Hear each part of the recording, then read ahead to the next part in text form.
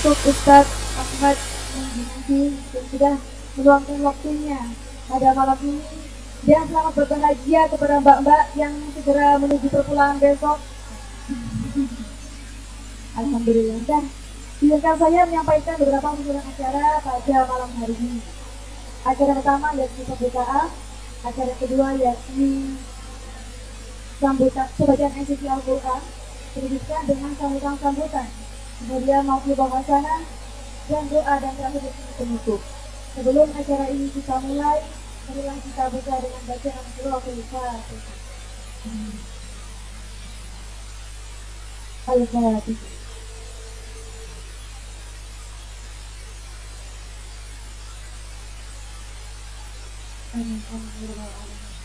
Alhamdulillah, menuju acara yang kedua yakni pembacaan ayat suci Al-Quran yang akan dilangsungkan oleh saudari kita Akmal Farihah. Kepadanya kami bersilakan.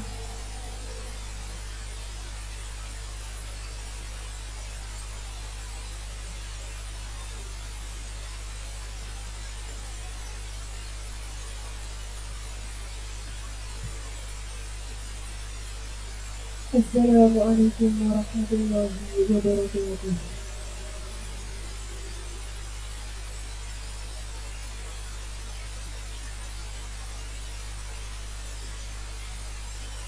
أعوذ بالله من الشيطان الرجيم.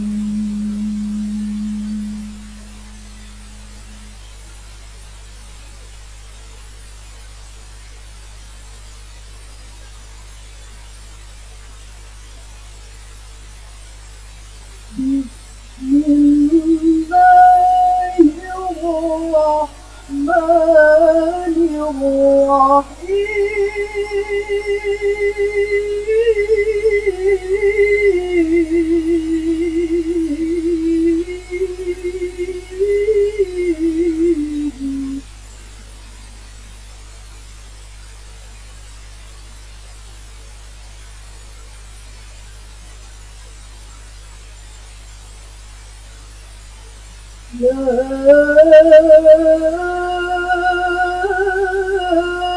أيها الذين آمنوا كتب عليكم الصيام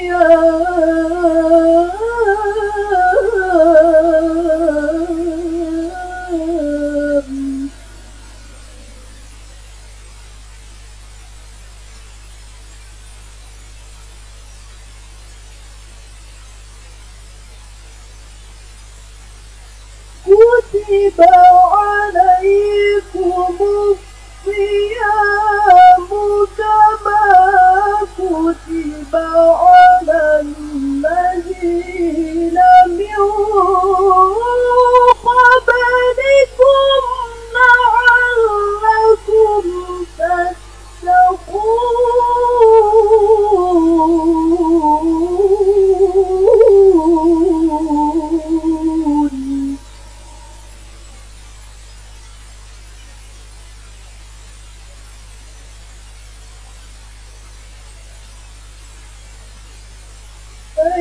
أياما معدودات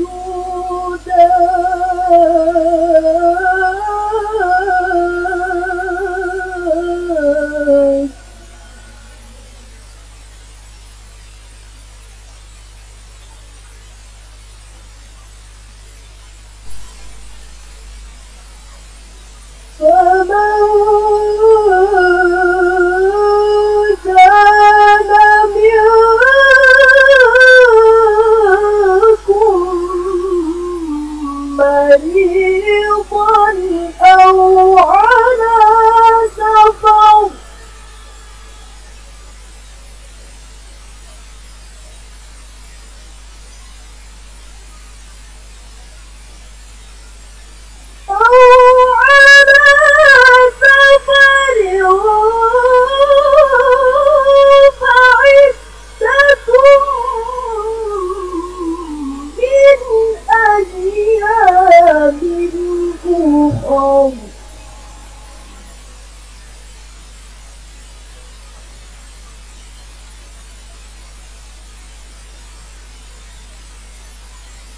وعلى الذين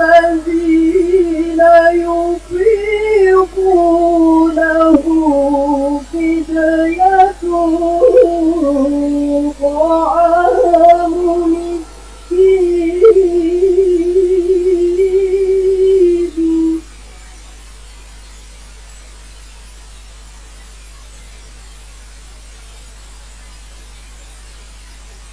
فمن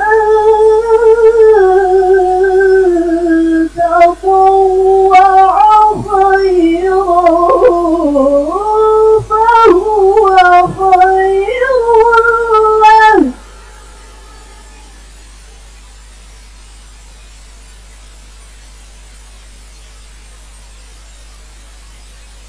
وأن تصوموا خير لكم إن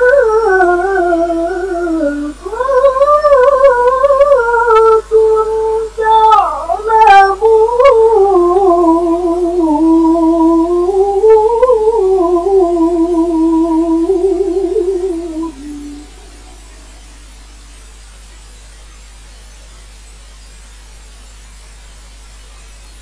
وأن تصوموا خير لكم إن كنتم تعلمون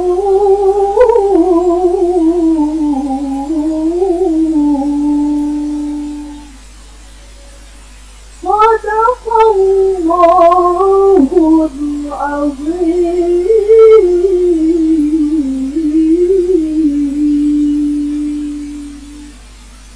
السلام عليكم ورحمة الله وبركاته.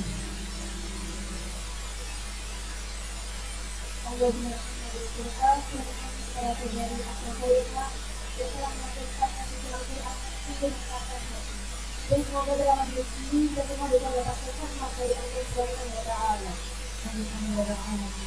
Baik, acara yang selanjutnya yakni sambutan-sambutan. Sambutan yang pertama akan disampaikan oleh ketua panitia atau ketua pelaksana kita pada malam acara Lailatul Qadar ini kepada saudari Nadia Fauzianati. Mari silakan.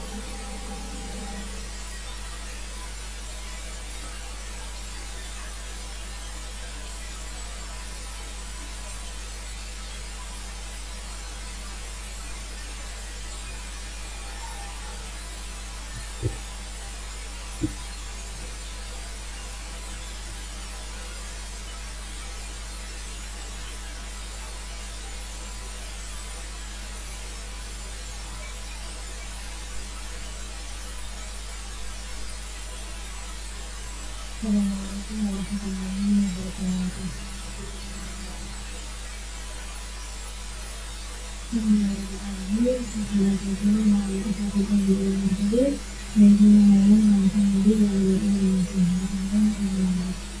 Yang kami hormati Bapak Ibu dan Bapak Presiden Indonesia di hari Bersama dan juga dengan Organisasi. Kemudian yang kami hormati tentunya Pondok Pesantren Majelis Sakti Pondok Gus Nur Ahmad dan Kedua. Kemudian yang kami hormati Ustaz Ahmad Indonesia selaku pembicara dan penerima ubah pada Pesantren malam ini. Yang kami hormati yang dan juga tidak terlupakan Bapak Bapak Cantik Ambil dan Salihah yang selalu saya dan kita semua cintai dan banggakan. Alhamdulillah malam ini kita bisa berkumpul di Majelis Lailatul Qadar sebagai acara penutup Ramadan kali ini. Saya di sini selaku perwakilan dari panitia mengucapkan banyak-banyak terima kasih kepada Mbak yang sudah meluangkan waktunya, sudah bisa diajak untuk berkoordinasi untuk melancarkan acara dari awal Ramadan sampai hari ini, sampai akhirnya duduk langsung Mbak. Kemudian kami juga ingin mengucapkan mohon maaf sebanyak-banyaknya bila masih ada kekurangan dari kami, mulai dari awal Ramadan, pemberian jadwal dan lain sebagainya sampai malam hari ini. Mohon maaf apabila masih ada beberapa pengakuan dari kita yang kurang mengenakan banyak semuanya. Dan terima kasih karena sudah memberikan toleransi yang sangat kepada kita selaku panitia. Dan untuk liburan besok saya ucapkan selamat berlibur dan dimanfaatkan sebaik-baiknya liburannya karena liburan kita tidak lama. Setelah itu kita sudah kembali lagi di pondok dan menjalani rutinitas seperti biasanya. Sekian yang saya sampaikan. Terima kasih banyak dan mohon maaf. Assalamualaikum warahmatullahi wabarakatuh.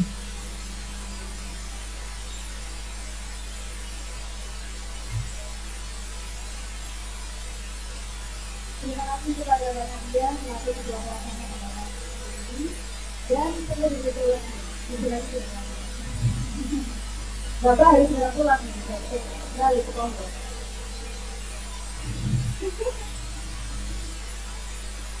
Baik, komentar yang kedua atau komentar terakhir akan disampaikan oleh ibu orang kita, yakni Bapak Dia Fitri. Kepadanya aku berjelaskan.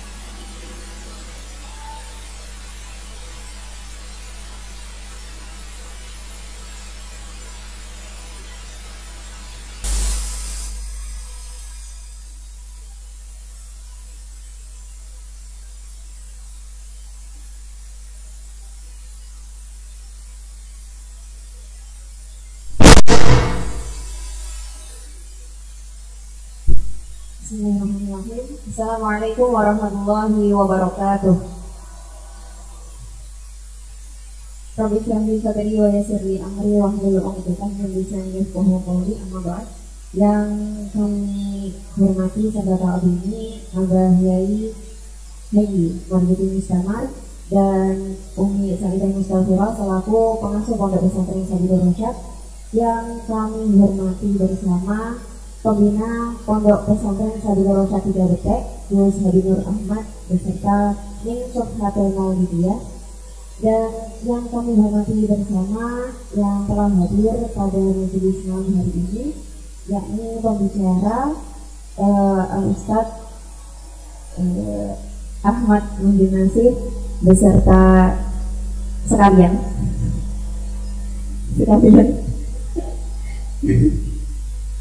Ini kan enten sekaliannya Mbak Nasir.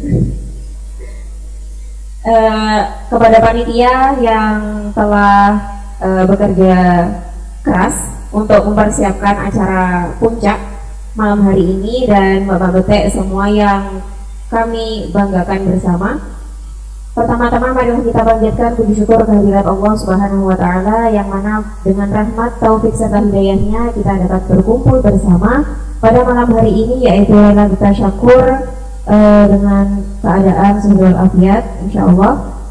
Kedua kalinya sholawat bertingkaikan salam tetap tercurahkan kepada junjungan kita Nabi Agung Muhammad Sallallahu Alaihi Wasallam, yang mana selalu kita harapkan syafaatnya di yaumil qiyamah nanti. Amin amin ya rabbal alamin. Ketiga kalinya saya di sini selaku perwakilan dari Bapak Pengurus sekalian mengucapkan terima kasih banyak kepada segenap panitia Kiratan Ramadan 1443 Hijriah yang telah meluangkan waktunya untuk menyiapkan kegiatan yang lumayan padat di tengah-tengah perkuliahan untuk menyiapkan ini semua sampai pada malam hari ini. Dan untuk Bapak sekalian, insya Allah minggu sudah liburan gitu. Jadi semoga liburannya yang kurang lebih 2 minggu, kurang lebih 15 hari ini semoga bermanfaat, dan mbak-mbak jangan sampai jadi orang asing deh di rumah, yang sudah lama di pondok yang nggak kenal pulang.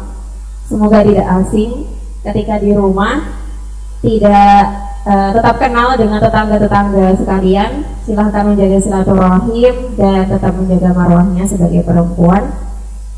Kemudian kami juga minta maaf dari pengurus apabila selama ini ditemukan banyak kesalahan, baik yang disengaja maupun tidak disengaja.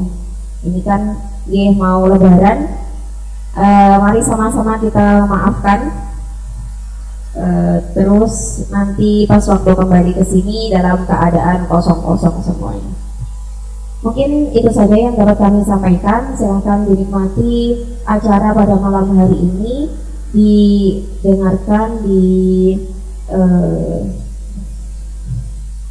dirasakan secara hikmah, diikuti secara hikmah. Seperti itu saja yang dapat saya sampaikan. Semoga ada manfaatnya. Akhirul kalam, ihdinas siratal mustaqim. Wassalamualaikum warahmatullahi wabarakatuh.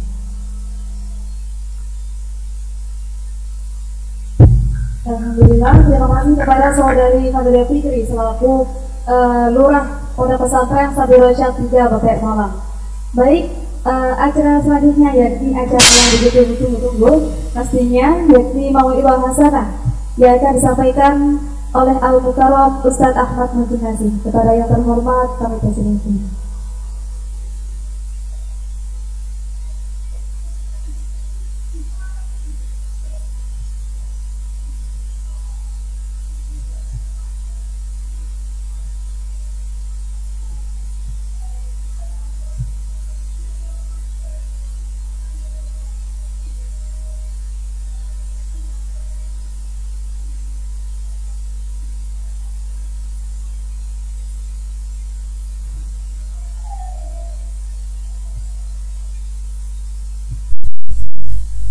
Assalamualaikum warahmatullahi wabarakatuh.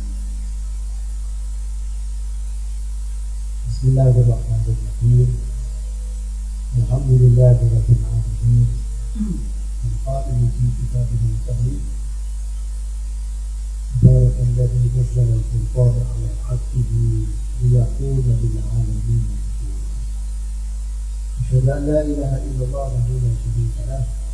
وأشهد أن محمدا عبده ورسوله اللهم صل وسلم وبارك على سيدنا محمد وعلى آله وأصحابه أجمعين. رب اشرح لي صدري ويسر لي أمري واحلل عقدة من لساني يفقهوا قولي. سبحانك لا علم لنا إلا ما علمتنا إنك أنت العليم الحكيم. Hadratul Muhtarafin, hormat Kiai Haji Marzuki Ustadz Masuk Pesantren Sabil Rosyad yang saya hormati Gus Habib Nur Ahmad, pembina Pesantren Sabil Rosyad 3, yang saya hormati Lurah Pondok serta seluruh jajarannya, yang saya hormati adik-adik seluruh peserta, seluruh santri Sabil Rosyad 3 cantik, anggun dan solehah.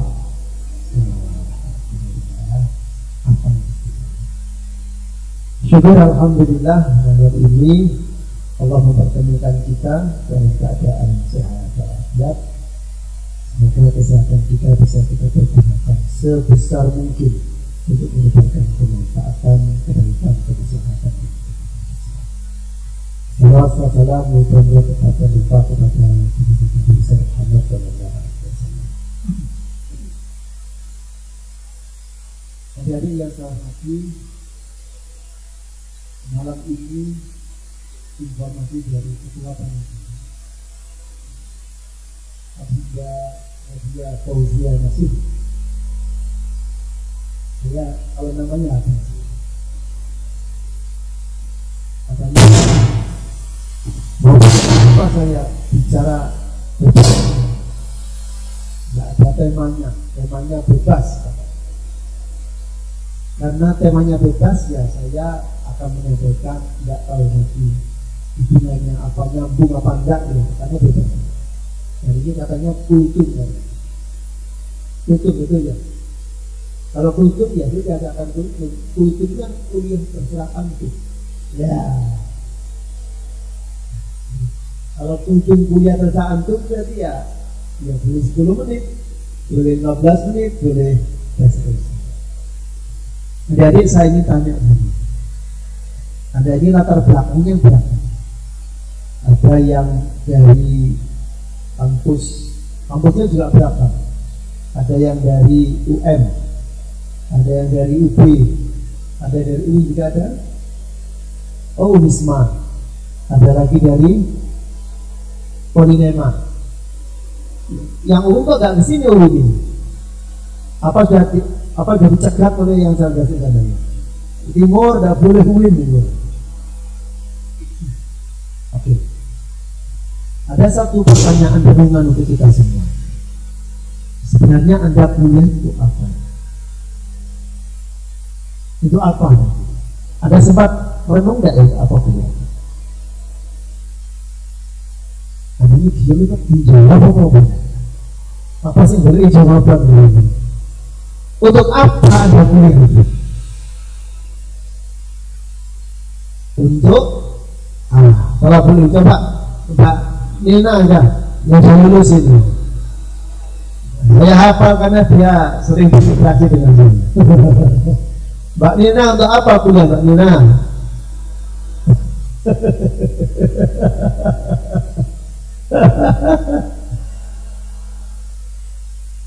Untuk apa? Dari ilmu katanya. Yang paling pojok belakang pakai kerudung hijau. Siapa itu? Bisa berdiri sebentar?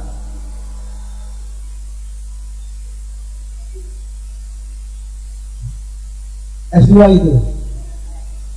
Untuk apa kuliah sampai S2 segala lagi?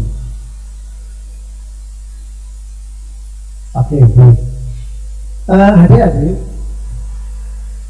kalau pertanyaan ini saya sampaikan kepada adik-adik di sini atau mungkin juga mahasiswa di tempat yang lain, saya menduga jawabannya sangat berat dan tidak tunggal. Oke, secara umum kalau di ruangan ini tanya, untuk apa Anda kuliah? Jawabnya adalah mencari ilmu. Itu di mulut nih, mencari ilmu. Di dalam hati dan pikirnya belum tentu mencari ilmu. Anda yakin dengan yang saya sampaikan? Sepakat dengan saya sampaikan? Saya menduga mungkin karena ini konteksnya kajian keagamaan, jawabannya yang paling tepat ya untuk mencari ilmu.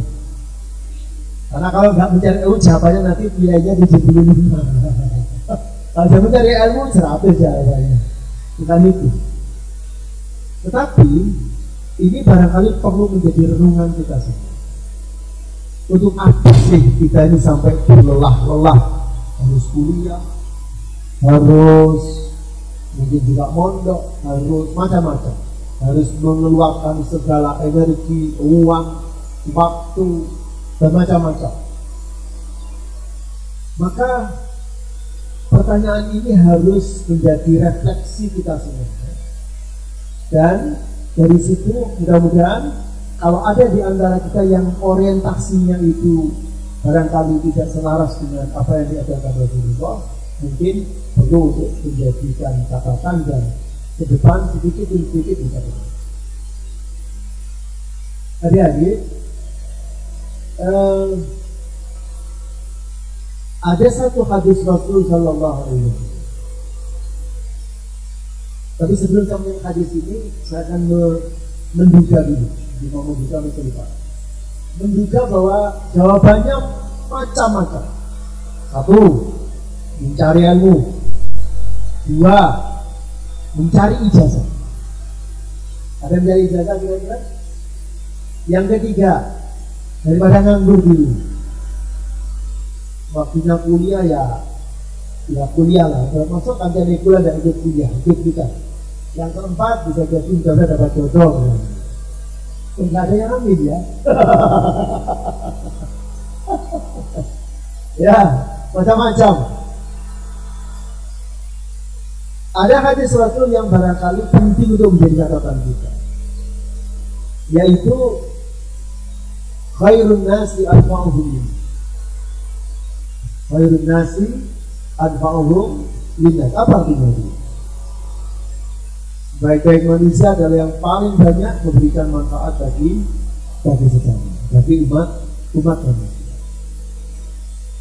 Ada hadis talabul ilmi fardhatun ala kulli muslim Pernah dengar hadis itu? Hadis itu hadis potongan atau hadis lengkap? Potongan, gimana lengkapnya? Nah, kalau potongan rujukannya gimana?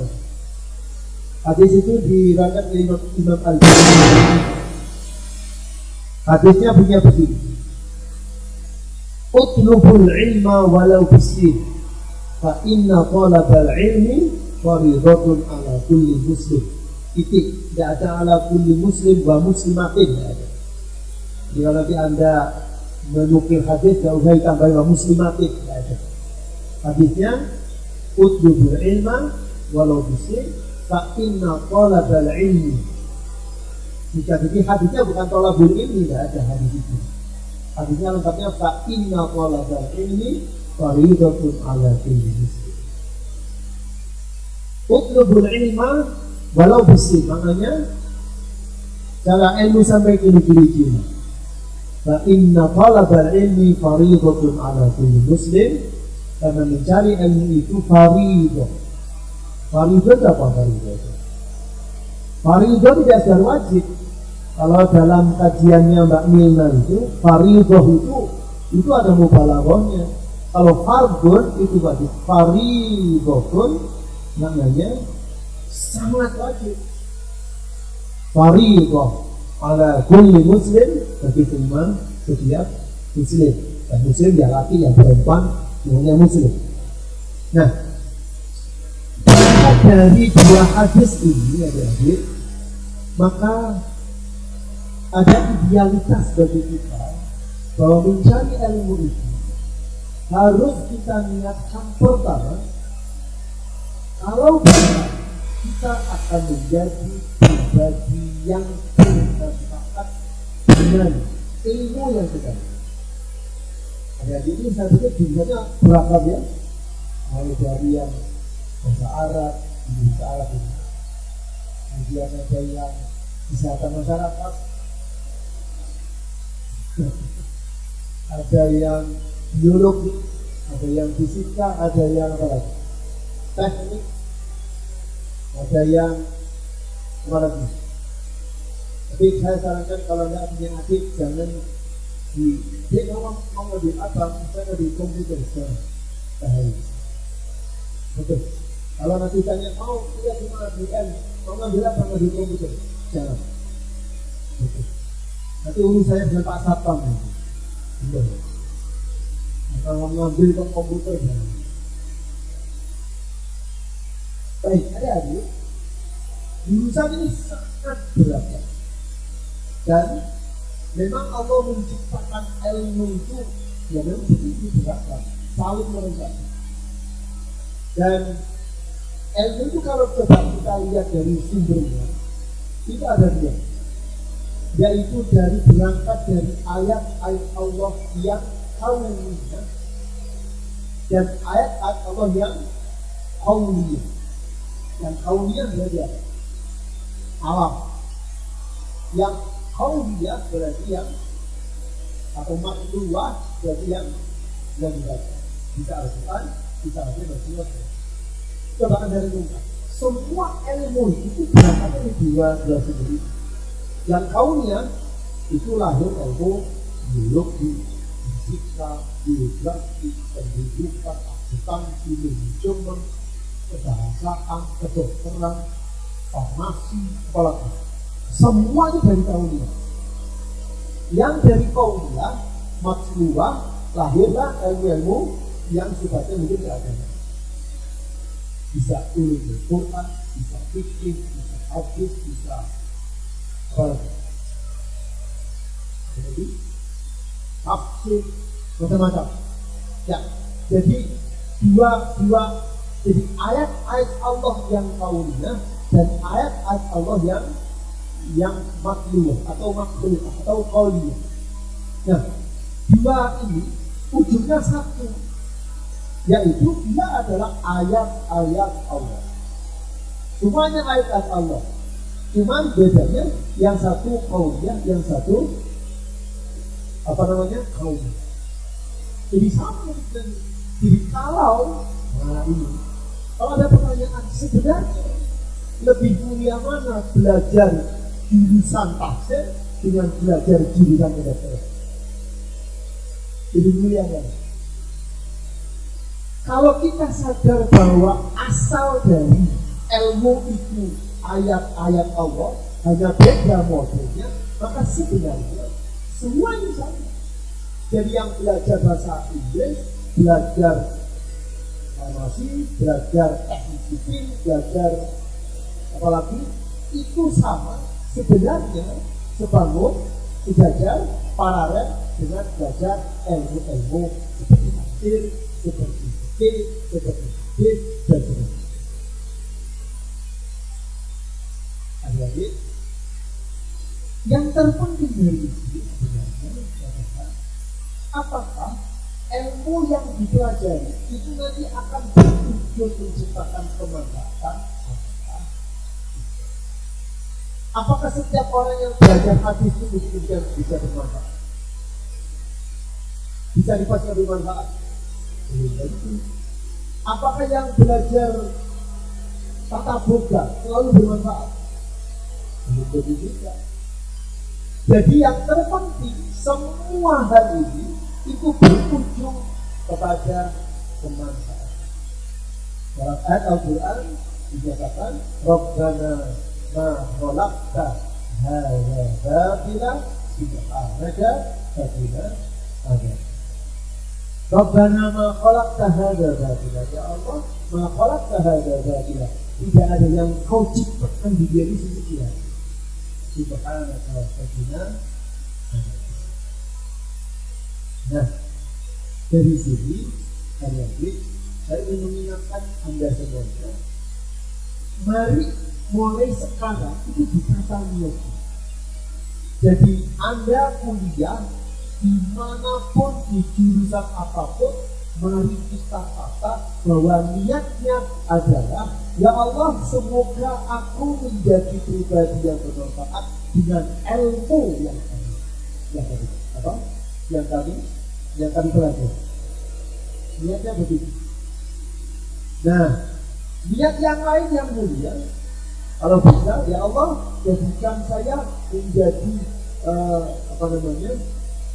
yang pertama, menjadi orang yang bermanfaat dengan ilmu yang akan kita miliki. Ya.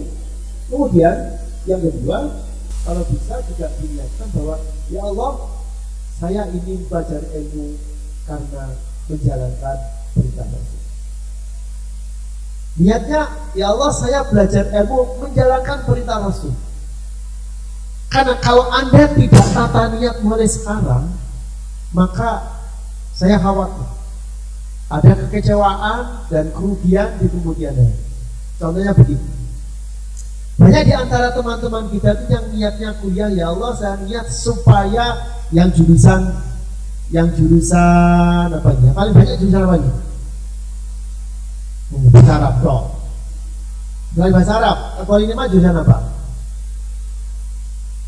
Akuntansi, ya. Kalau ini ada akuntansi juga, ya.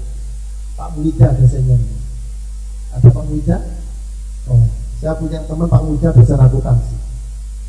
Oke. Selain akuntansi, apa? Bahasa Indonesia. Bahasa Indonesia, apalagi? Teknik. Mesin ketik, ya. Oh enggak. Mesin. Baik.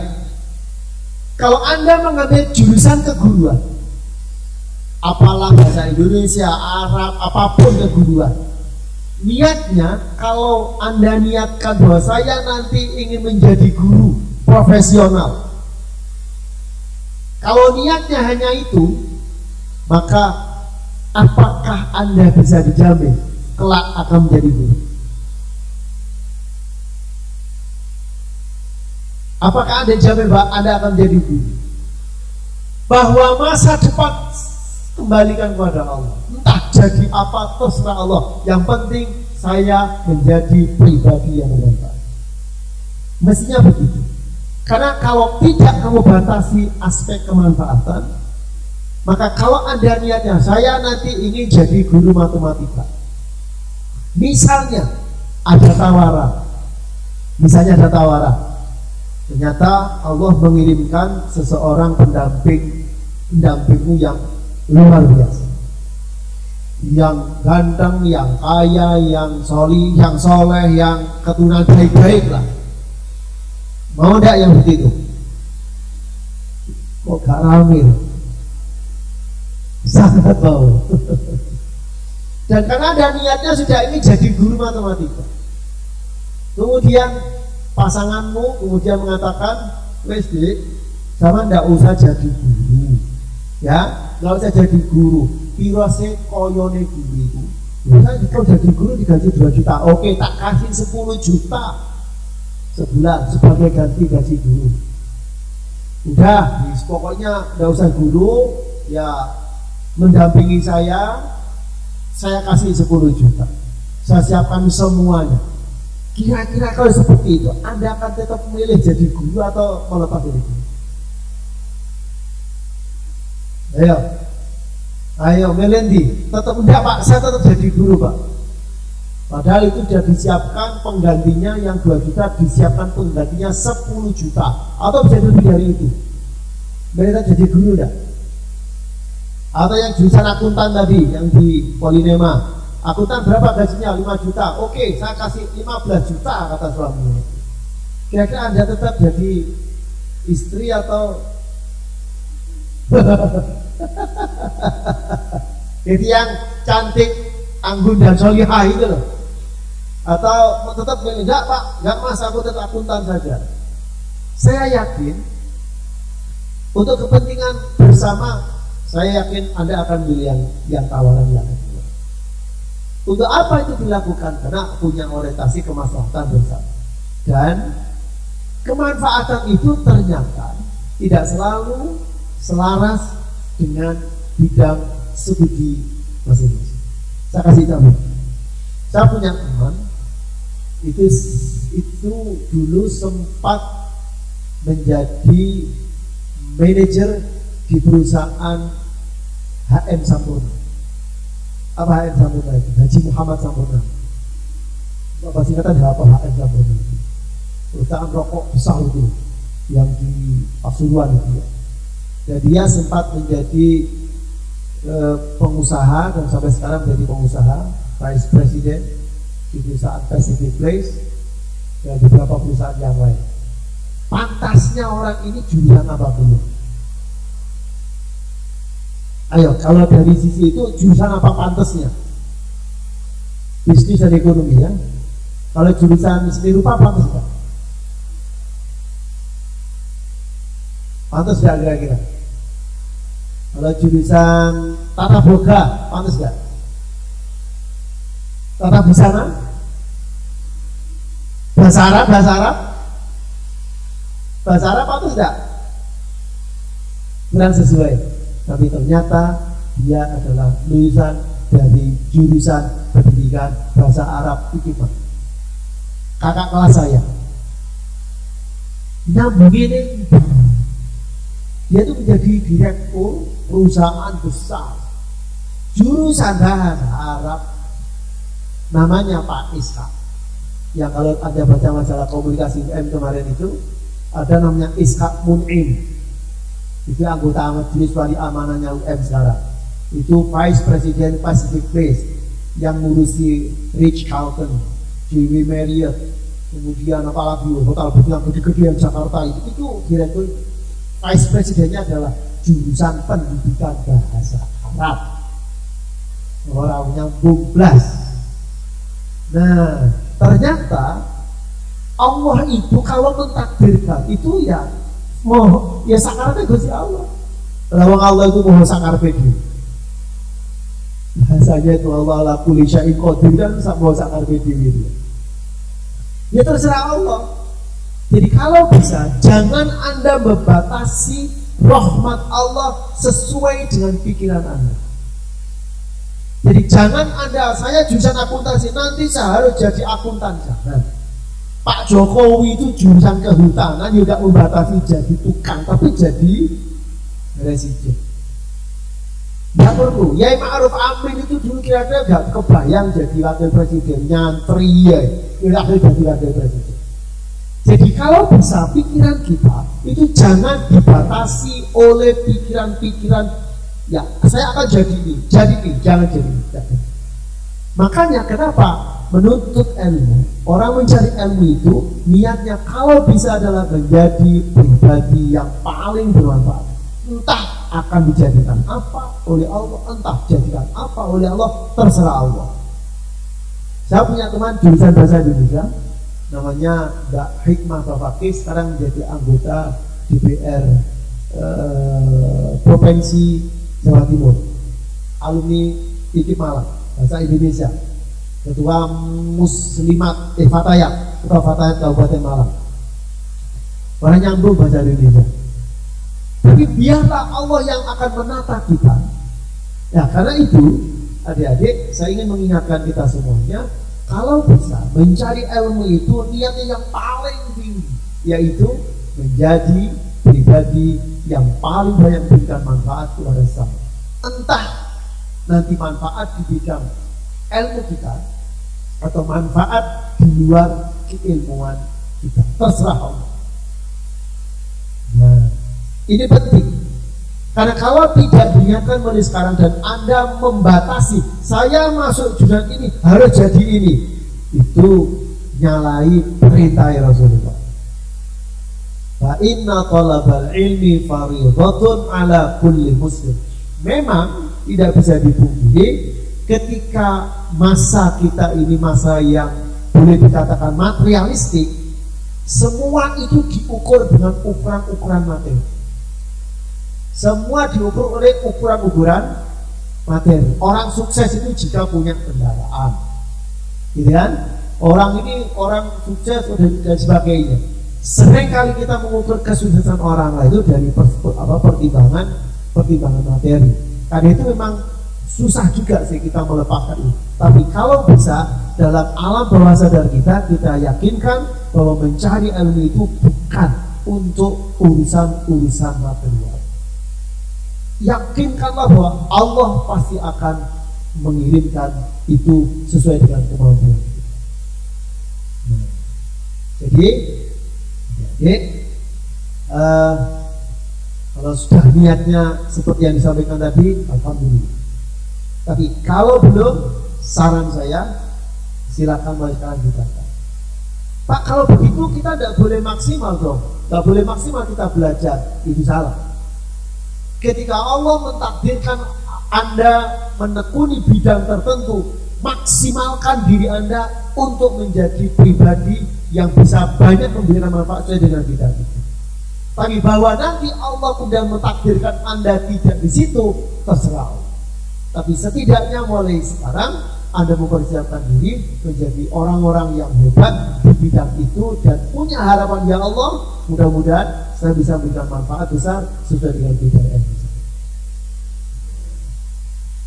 Iya. Jadi ini ada namanya tajdidun niat. Niatnya harus di-refresh, harus di-refresh niatnya ini. Kenapa? Karena kalau tidak di-refresh maka innamal a'malu binniyah, bahwa setiap aktivitas akan menjadi sempurna, akan mendapatkan nilai, maka itu bergantung niat. Kalau niatnya salah, kalau Anda niatnya kuliah untuk bisa bekerja ini itu, maka kalau kamu tidak bekerja, bagaimana kira-kira? Maka niatnya nggak terpenuhi dan itu rugi. Akan jauh lebih baik setiap langkah Anda menuju kampus, setiap gerak Anda mengerjakan tugas bernilai ibadah, kalau itu Anda niati, ya Allah, saya niat ini menjalankan perintah Rasul. Ya Allah, saya ingin menjadi orang yang bermanfaat sesuai dengan keinginan Rasul. Kalau itu Anda lakukan, setiap aktivitas Anda menuju ilmu itu, insya Allah itu bicara kebaikan Allah. Tapi kalau niatmu sudah niat mencari pekerjaan, itu kok eman sekali. Ada yang lebih indah niatnya daripada sekedar bekerja. Saya teringat dengan YouTuber YouTuber itu apa? Yang dipikirkan untuk pemula YouTuber yang dipikirkan apa kira-kira? Dia memikirkan uang atau kami memikirkan konten? Yang pertama uangnya apa kontennya dulu? Ayo. Uang apa konten? Uang. Adik-adik saya ingatkan, filosofi YouTube itu filosofi kontennya diutamakan. Jadi kalau mindsetnya itu mindset konten, maka dia akan memperbaiki konten sebaik mungkin. Dia akan membuat kreatif agar ini lebih menarik, macam-macam. Ya, kenapa? Karena dengan itu maka view-nya akan yang subscribe juga akan banyak dan seterusnya. Dan uang itu insya Allah akan mengikuti.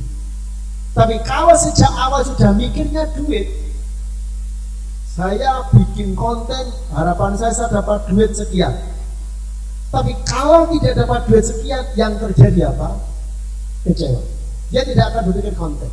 Dia tidak akan berpikir bagaimana konten menjadi lebih kreatif. Filosofi itu idealnya kita pakai.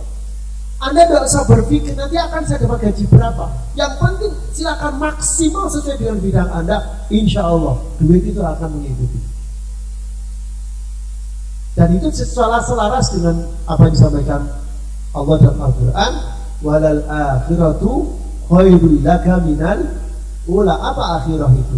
Ya mungkin akhirat, tapi dalam konteks ini bisa kita maknai bahwa kepentingan jangka panjang itu lebih baik daripada berpikir jangka pendek. Kalau Anda bikinnya duit, kalau Anda tidak dapat sesuai itu, maka biasanya ya tidak akan kreatif lagi. Nah, ini pelajaran-pelajaran penting. Jadi maksimalkan kesempatan Anda untuk belajar di sini, ya. Sekalipun liburnya itu tidak lama, 2 minggu, besok waktunya perpulangan menuju pertunangan ya. Bismillah. Ya, maksimalkan kesempatan Anda belajar pada saat ini. Beda kalau Anda sudah lulus, rasanya itu beda dengan yang masih dulu. Pasti beda, masanya beda, psikologisnya beda, teman-temannya juga beda. Kalau Anda sudah masuk semester 9, 10 belum lulus, itu beban. Dari kancakannya di podo lulus. Nah ketemu kancan itu isi ditakut. Ya apa mbak skripsi nih mbak? Belum ada. Ya mungkin kalau Anda masih semester 7, semester 8 belum merasakan. Tapi saya biasanya sudah mulai apalagi kalau punya tanggungan mata kuliah, mau ikut adik kelas isin, apalagi sak pondok biar jadi yang ini jadi pengurus sing adik kelas bawa sentaki ya no pondok, mau datang kuliah bareng, ya Allah. Nah, coba, maksimalkan kesempatan yang ada ketika Anda di pesantren dengan sebaik-baiknya. Belajarlah tentang kehidupan. Tidak hanya belajar tentang mata pelajaran. Karena apa? Salah satu tujuan untuk kuliah itu adalah pendewasaan diri. Banyak adik-adik kita yang nilainya 3,9 tapi tidak diimbangi dengan pendewasaan diri, akhirnya dia tidak bisa maksimal. Kalau dalam bahasanya orang itu IPK itu dalam urusan pekerjaan itu hanya bisa mengantarkan kamu di meja wawancara. Yang terjadi di meja wawancara sudah tidak ada hubungannya dengan IPK. Saya akan cerita pada Anda. Satu ketika saya melakukan seleksi kepada penerimaan dosen bahasa Arab di UN. Karena saya dianggap sudah masuk kategori senior, saya berhak mewawancara. Wah, kemampuan bahasa Inggrisnya cah tisus, bahasa Arabnya luar biasa, karya-karyanya luar biasa. Kemudian sudah, kurikulum itu saya baca semua. Ini anak hebat banget gitu ya. Sudah, tapi itu hanya sebagai bahan saya untuk menelusuri benar arek itu. Saya tanya, Bapak ini kira-kira kerjanya itu sukanya sendirian apa kolektif? Atau kerjasama? Ini salah satu pertanyaan saya. Saya itu Pak, kalau kerja itu sukanya sendirian. Saya susah kalau kerja bersama-sama Pak. Nah, sudah. Clue-nya itu langsung saya catat dan tidak saya terima. Kenapa? UM itu tidak butuh orang individualis. Butuh orang yang mampu bekerja sama. Sepinter apapun kalau dia tidak bisa bekerja sama, tidak bisa memberikan manfaat apa. Tidak baik dengan manfaat. Akhirnya kita colek. Kita diskusi dengan teman-teman, ini jalan. Udah, hanya nggak lolos. Kalaupun karyanya sangat banyak, tapi itu dihasilkan dengan individu, tidak individu. Nah, itu contoh. Artinya, itu berarti anak ini dewasa, tapi dalam konteks kedewasaan personal, bukan konteks kedewasaan secara komunal. Dan kita hidup ini tidak hanya untuk pribadi sebenarnya. Kita harus mulai belajar bagaimana bernegosiasi, berkomunikasi, berinteraksi. Dan Anda harus bersyukur Anda ada di pesantren. Coba Anda lihat teman-teman kamu yang kos-kosan, mohon maaf. Hidupnya dari kos-kosan ke kampus, ke kosan, ke kampus, sudah selesai. Tambah-tambah paling ke kafe, garap tugas, sudah. Tetapi Anda, wah itu dari kampus ke memahat, jadi dikongkon ngaji, jadi dikongkon rokan, dikongkon masak, dikongkon apa? Kerja bakti disuruh apa lagi?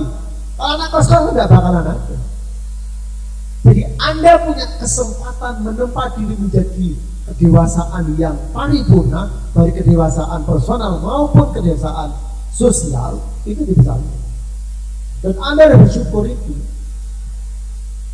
Karena itu kalau ada anak-anak yang di pondok dan kemudian mengeluh, itu berarti dia tidak memanfaatkan kesempatan untuk menjadi dewasa secara sosial.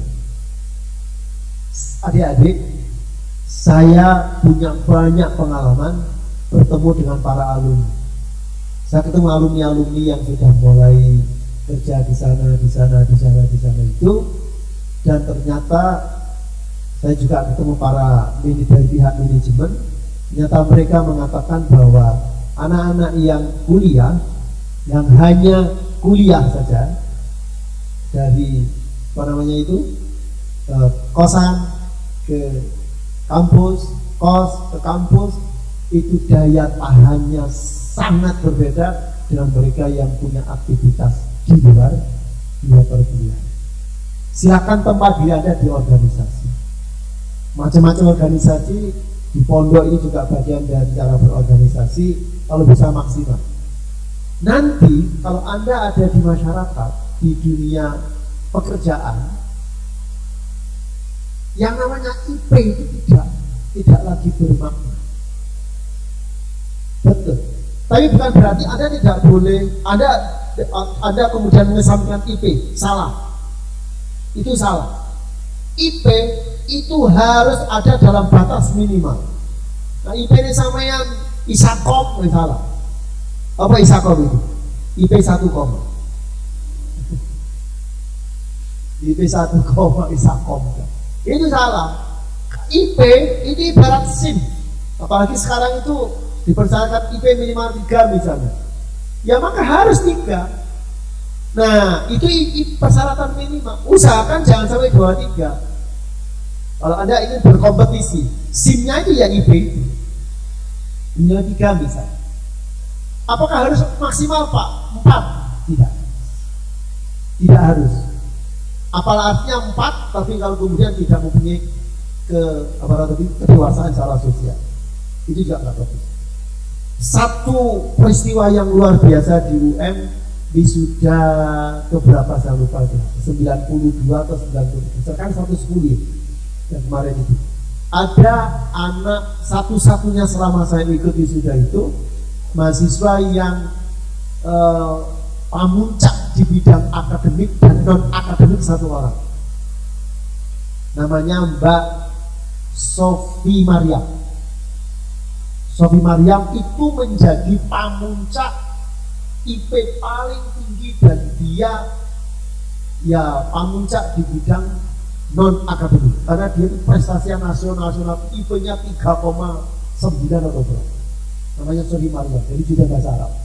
Dia juga menjadi yang itu loh di Indonesia apa itu aksi ya, itu juga di situ. Wah, prestasinya wah ya lah pokoknya. Nah, kalau orang seperti itu hebat, bagus, ya. Tapi ya tidak banyak. Kalau saran saya, IP ya tidak harus 4,00, tapi jangan 4,5. 4,5 itu kan dua semester apa? Digabung itu kan ya. Di 2,25 plus 2,25 itu kan bagaimana? Jadi kalau bisa IP ya standar aja. Tapi Anda kalau bisa menambah dengan banyak pengalaman. Makanya kalau di kampus kita UM itu ada namanya surat keterangan pendaftar ijazah, SKPI, ya SKPI. Nah itu dalam rangka untuk mengukur sebenarnya apakah dia punya kedewasaan di luar akademik. Makanya saya kasih contoh pada Anda tadi, ada pelamar dosen di kami yang bahasa Inggrisnya bagus, karyanya bagus, bla bla bla bla bla bla bla. Kemudian kita tanya, Bapak ini kerjanya Anda suka?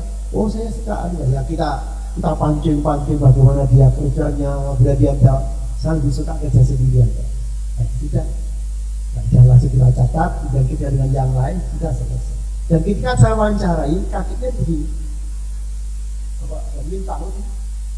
Hidupnya dan kakinya begini apa namanya? Menyilah ya, kakinya itu yang kanan dinaikkan kaki kiri. Nah ini sudah ada. Jadi IP seberapa besar pun itu hanya bisa mengantarkan Anda di meja wawancara. Yang terjadi di wawancara itu tidak bicara IP lagi, bicara pengalaman, bicara. Contoh lagi, ini perempuan dan kita butuh dosen perempuan. Nah, dosen agama di UM itu perempuannya hanya satu UM yang asli.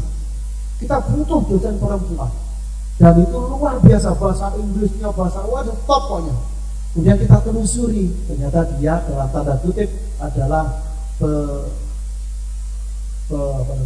pendukung khilafah. Nah, ketahuan dari wawancara, langsung dicoret-coret. Ada kita sangat begitu tahu, wah ini pelamar perempuan hebat sekali, karyanya banyak, bahasa Inggrisnya bahasa banyak. Kemudian kita dalam wawancara itu akidahnya apa, sebagainya. Loh, ketahuan dia pendukung khilafah, langsung serapat, coret. Bahaya ini kalau diterima. Jadi adik-adik ini penting. Ya, jadi saya berpikir kedewasaan itu menjadi sesuatu yang. Jadi kalau kuliah sebisa mungkin Anda belajar, ya Allah, mudah-mudahan saya ingin mendewasakan diri melalui kuliah. Ketika Anda dewasa, berpikirnya dewasa, berteman juga dewasa, bersikap dewasa, insya Allah Anda bisa memberikan kemanfaatan yang luar. Ini bicaranya karena nggak ada temanya, jadi kemana? Kecuali kalau dikasih tema bisa, tapi karena nggak ada tema bisa. Cukup apa ditutup di sini apa ada diskusi biasanya? Cukup. Ini sudah jam 10 kurang 1/4. Tadi saya kasih waktu berapa menit? Kalau sudah pas ini. Alhamdulillah. Tapi kalau ada tanya kita kasih kesempatan apa? Satu, saya ada bertanya, monggo. Kalau ada. Tidak apa-apa, kalau ada kita kasih. Sebisa mungkin saya jawab, kalau tidak saya jawab nanti saya minta ketua panitia. Sudah ada. Baik, ada yang saya hormati, saya pikir itu perkenalan saya dengan kamu. Jadi kan perkenalannya kan 40 menit perkenalan ini. Perkenalan tentang pengetahuan dan sebagainya.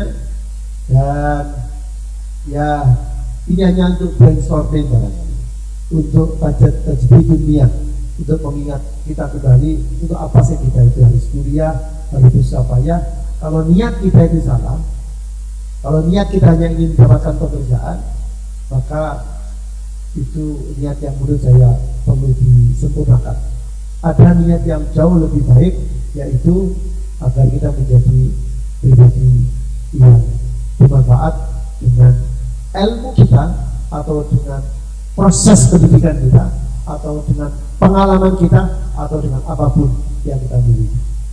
Ya, jadi kalau nanti Anda kuliah dan ditakdirkan Anda akan berkarir dengan disiplin ilmu itu, mudah-mudahan Allah memberikan kemanfaatan melalui ilmu itu. Jadi kalau Anda ternyata ditakdirkan Allah tidak berkiprah sesuai dengan ilmu Anda, biarlah Anda tetap bermanfaat dengan pengalaman Anda, dengan pendewasaan diri Anda, dan dengan yang lain. Karena faktanya memang tidak semua orang akan berkarir sesuai dengan bidangnya. Yang bisa diakomodasi sesuai dengan bidangnya, kalau tidak salah berdasarkan survei kurang lebih sekitar 15%. Berarti 85% itu tidak terserap sesuai dengan bidangnya. Apakah kita tidak akan bermanfaat, akan kemudian kita menyesali dengan itu dan tidak melakukan apa-apa? Ya, itu suatu kesalahan. Jadi tetap kita akan berkarya, tetap kita akan beraktivitas sebaik mungkin.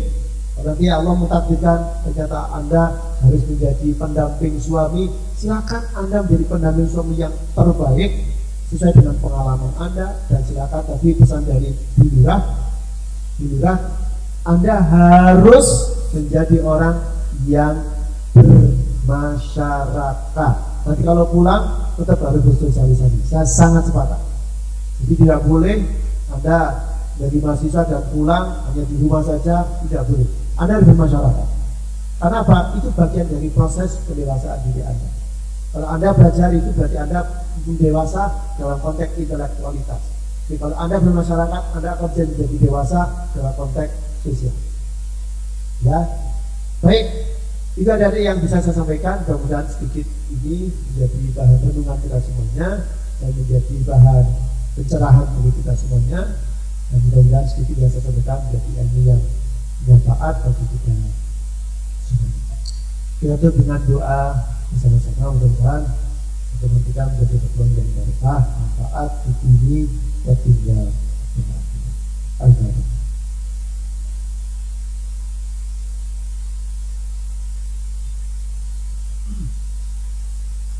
Bismillahirrahmanirrahim. Allahumma shalli wa sallim wa barik ala sayyidina Muhammad wa ala alihi wa ashabihi ajma'in wal qadr. Musyakirin wa na'ibun wa bayyidin amamna wa batin hidayah wa batin. Alhamdulillah. Wa yang bagi di jalali wa jika lakadim ma'adim insyaallah. Subhanaka la nuhsi sana'ana 'alaika anta ya qadir ta'ala. Lakal hamdu hatta tawada wa lakal hamdu ila rabbika lakal hamdu ba'da ridha. Allahumma salli ala sayyidina Muhammadin fi kulli qulubin tawalika.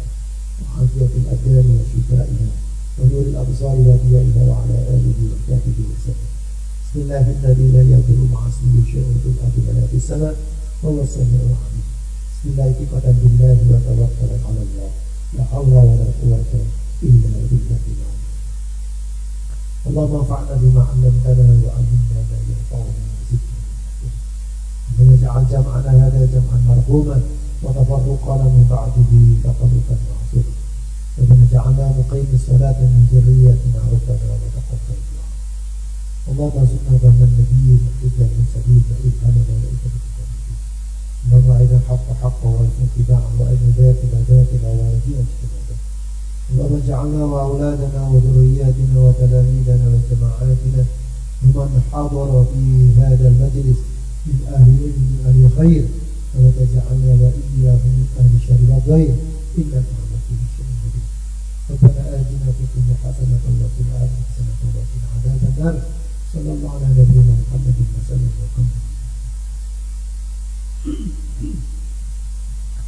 Adik-adik yang saya hormati, barangkali itu yang bisa kami sampaikan. Ada kurang lebih maaf kalau yang saya sampaikan ini benar, dan Allah memantapkan dalam hati dan pikiran kita. Dan kalau yang saya salah, dan Allah mengambilnya dan memberikan pengganti pemahaman yang masjid. Wallahu muwaffiq ila aqwamit thoriq. Assalamualaikum warahmatullahi wabarakatuh.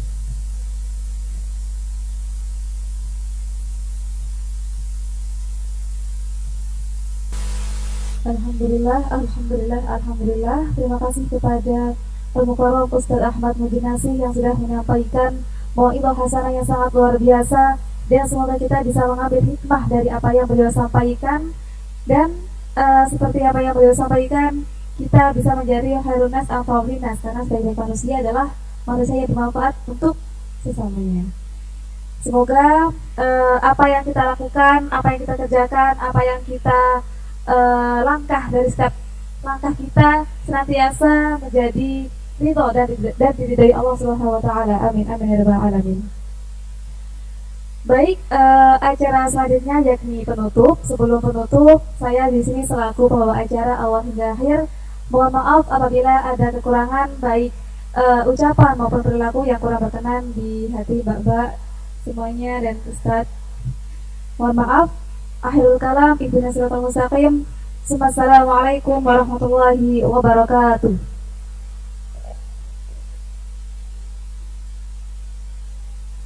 Mohon Ustaz.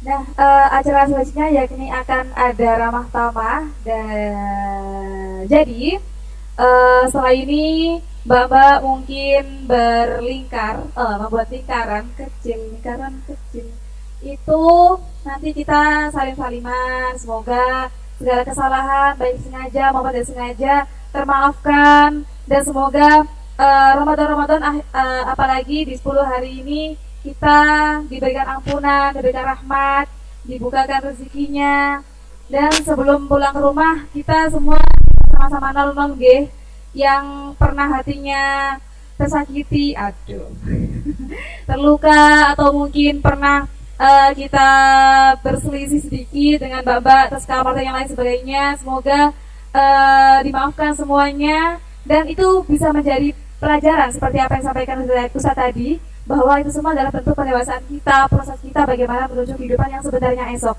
ya. Amin. Nah, baik, selanjutnya silakan Mbak-mbak untuk lingkar karena akan ada ramah tamah dan operator, iya. Lagunya musik. Enggak. Monggo Bapak semuanya bisa melingkar. Kita akan bermaaf-maafan, membersihkan hati, membersihkan pikiran, akal jiwa kita. Begitu ya. Membersihkan kamar. Mari. Kurung sih. Assalamualaikum warahmatullahi wabarakatuh. Kami dari grup Wardah El Syawab Malang akan mengikuti lomba sholawat virtual tingkat nasional season 2 yang diadakan oleh Rumah Sedekah NU Pondok Pesantren Tahfidz Mambaul Ulum Malang. Bapak itu aja kayak dulu kemarin habis pelantikan muter gitu. Ambil sisi-sisi aja. Kita itu dan Al-Mukarram. Begitu, alhamdulillah. Pancarkan kebahagiaan Mbak-mbak, semoga semuanya dimaafkan.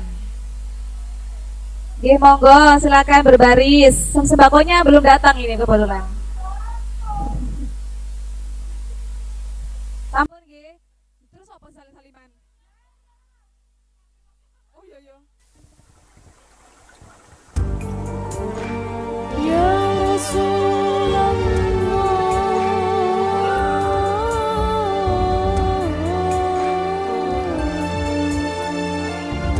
ya Habibullah.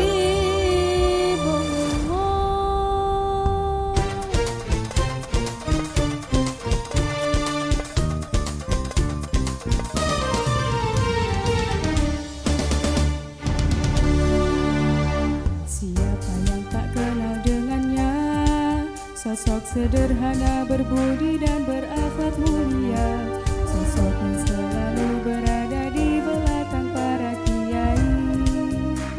Bukan maksud kami mencuri hati, bukan maksud kami ingin dipuji dan tinggi hati.